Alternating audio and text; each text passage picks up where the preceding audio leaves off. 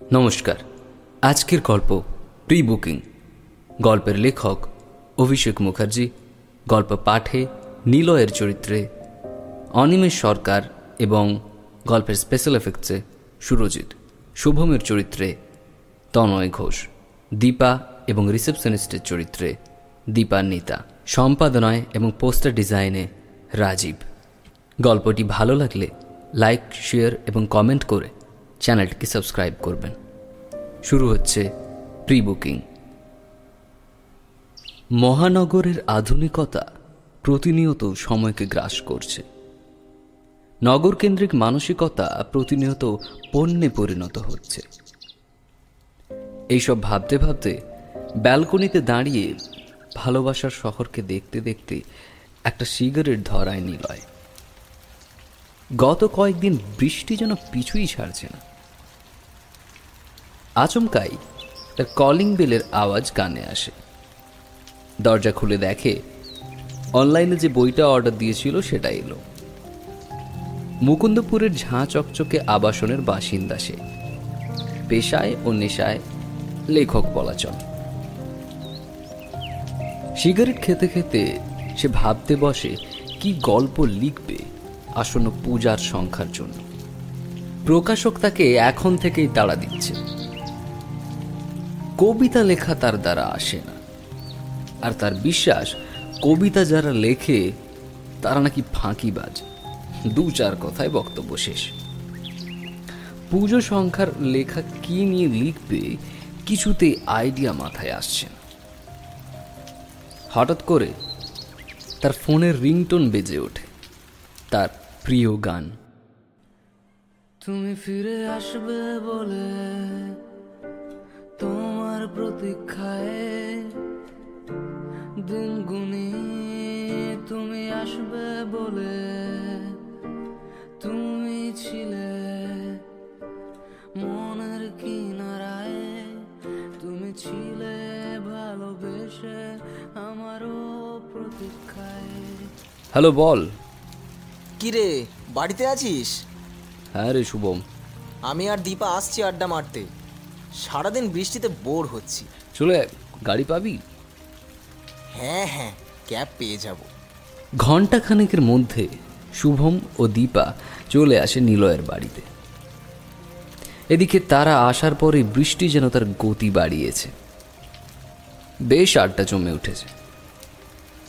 আর তার মাঝেই নিলয় তার মনের কথাটা বলে, যদি কিছু গল্পের কন্টেন্ট পাওয়া যায়। জানিস, পুজো সংখ্যার গল্পের প্লট কিছুতেই মাথায় আসছে না। এদিকে পাবলিশাররা তাগাদা দেওয়া শুরু করেছে। তোর বিগত কয়েকটা গল্প প্রায় এক ধরনের। হ্যাঁ, ঠিকই বলেছিস, একটু চেঞ্জ দরকার। আসলে সব প্লট এক ধরনের লাগছে মাথার মধ্যে। এমন একটা গল্প লেখ যার প্লট নেই। এ আবার কি, প্লট নেই? বাইরে বৃষ্টি তার গতি প্রকৃতি বেশ মাতাল করে তুলেছে। বর্ষা এসে গেছে, আবহাওয়া অফিস দুদিন আগেই জানিয়েছে। বৃষ্টিতে চেনা শহর যেন রাতের আলোয় শুনশান হয়ে যায়। নিলয় একটা গান ধরে।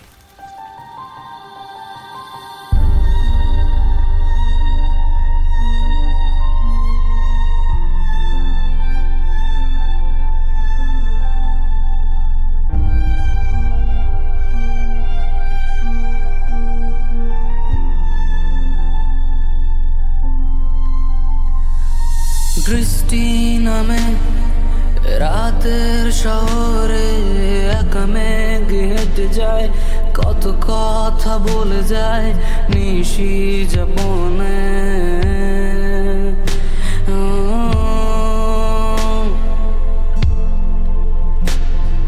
পড়ে থাকে পিছুটান রাতের অন্ধকারে, মহানগরের পথ শুনশান, পথের বাঁকে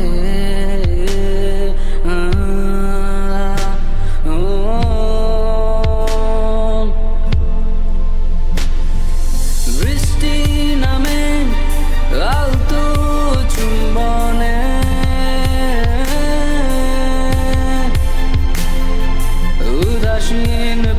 পথে রাতের অন্ধকারে পায়ে পায়ে কে যেন ডেকে যায়, পড়ে থাকে পিছুটান। শুনশান পথের বাঁকে বৃষ্টি নামে,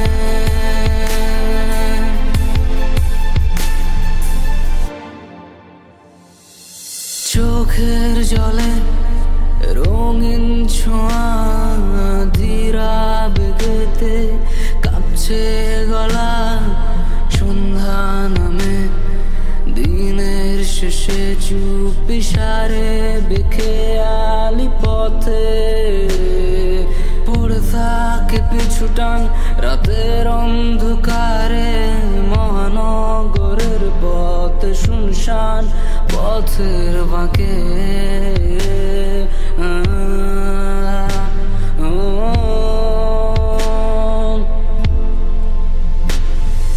বৃষ্টি নামে আলতো চুম্বনে,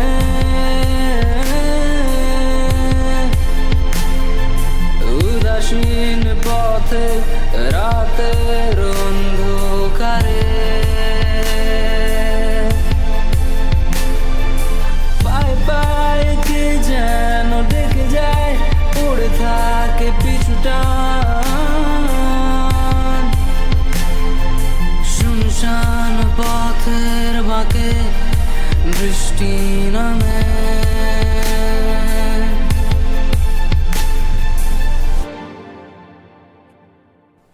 আর গল্পটা হয়তো এখান থেকেই শুরু হয়। বাইপাসের ধারের এক বেসরকারি নার্সিংহোমে সকাল থেকে আজ ভিড় লেগে আছে। দুজন 60 ভদ্রলোক ওটির বাইরে বসে আছেন, বেশ চিন্তামগ্ন। একজন হলেন অনিমেষ সরকার এবং আরেকজন মৃণালকান্তি ঘোষ। তাদের দিকে ডাক্তারবাবু আসছেন। মিস্টার সরকার, একটু আসবেন? হ্যাঁ বলুন। সরি, কিছু করতে পারলাম না। অতিরিক্ত রক্তক্ষরণ থেকে নিজেকে সামলান। যে ছিল সেও অকালে চলে গেল। বডি আমরা ঘন্টা 4 বাদে ছেড়ে দেব। তার আগে কাগজপত্র দেখে নিন। আচ্ছা। তারপরেই অনিমেষবাবু তার বন্ধু মৃণালকান্তি ঘোষকে নিয়ে বেরিয়ে পড়লেন। লেকটাউনের দিকে যাবার সময় হঠাৎ করে একটি পোস্টার চোখে পড়ে। তাতে লেখা, নিজের ইচ্ছায় সেচ যাত্রা সম্পন্ন করুন। গাড়ি থেকে দুজনে নেমে সেই দিকে যান। তারা দেখেন সেখানে একটা অফিস এবং একজন রিসেপশনিস্ট বসে আছেন। স্যার বলুন, কি হেল্প করতে পারি? আচ্ছা, আপনাদের বাইরের লেখাটা ঠিক মানেটা বুঝলাম না। হ্যাঁ স্যার, ওটা আমাদের কোম্পানির কাজ, যা আমরা করে থাকি। তা একটু বুঝিয়ে বলুন। দেখুন, আমরা 3টে স্কিমে কোনো ব্যক্তির শেষ যাত্রা এবং পরবর্তী ক্রিয়াকলাপের কাজ করে থাকি। আপনাদের স্কিমগুলো বলুন শুনি। প্রথম স্কিম, একটি সব্বাই গাড়ি পার্টিকে দেওয়া হবে, সাথে থাকবে 4 জন লোক এবং আমাদের পছন্দ মতো ফুলমালা ধূপ সহ শেষ যাত্রা সম্পন্ন হবে, যার মূল্য পড়বে কেবলমাত্র 5,000 টাকা। বাহ বাহ, বেশ বেশ। বাকিগুলো? দ্বিতীয় স্কিম, একটি সব্বাহী গাড়ি থাকবে, অবশ্যই আগের থেকে একটু ভালো, সাথে থাকবে 6 জন লোক এবং পার্টির কথা মতো ফুল মালা ধূপ থাকবে এবং 3 দিনের পরলৌকিক কাজে সহায়তা করা হবে, যার মূল্য পড়বে একটু বেশি, কেবলমাত্র 10,000 টাকা। বাহ বাহ বাহ, বোঝা গেল।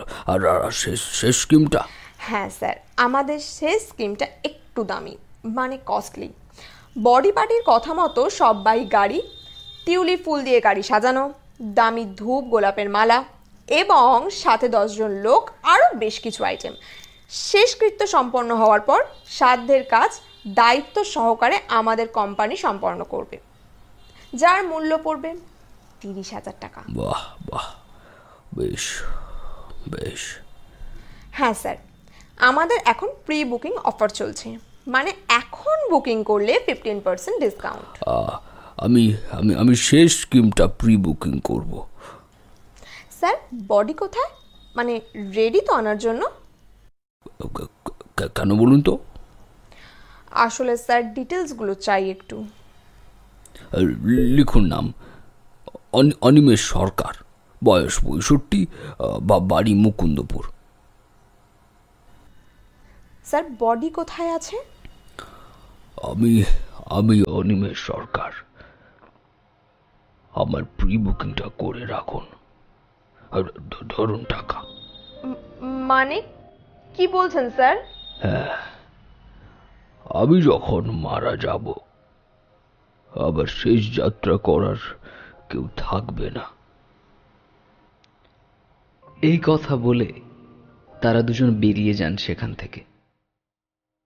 রিসেপশনিস্ট ফ্যাল করে চেয়ে থাকেন। আজ সকাল থেকে টিভিতে ব্রেকিং নিউজে দেখাচ্ছে যে গতকাল জনপ্রিয় লেখক নিলয় সরকারের গাড়ি মধ্যরাত্রে প্রচণ্ড বৃষ্টির মধ্যে বাইপাসের ধারে একটি ডিভাইডারে ধাক্কা মেরে উল্টে যায়। আর আজ বাইপাসের ধারে একটি বেসরকারি নার্সিংহোমে মস্তিষ্কে অতিরিক্ত রক্তক্ষরণের জন্য মারা যান। আর এটাই হয়তো নিলয়ের লেখা গল্প ছিল, যার প্লট খুঁজে পাওয়া গেল না। বৃষ্টি নামে রাতের শহরে একা মেঘ হেঁটে যায়, কত কথা বলে যায় নিশি যাপনে।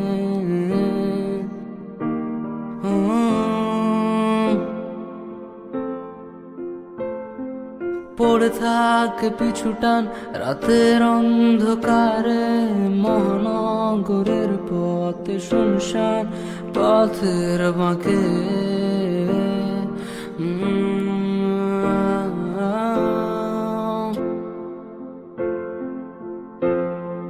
বৃষ্টি নামে আলতো চুম্বনে,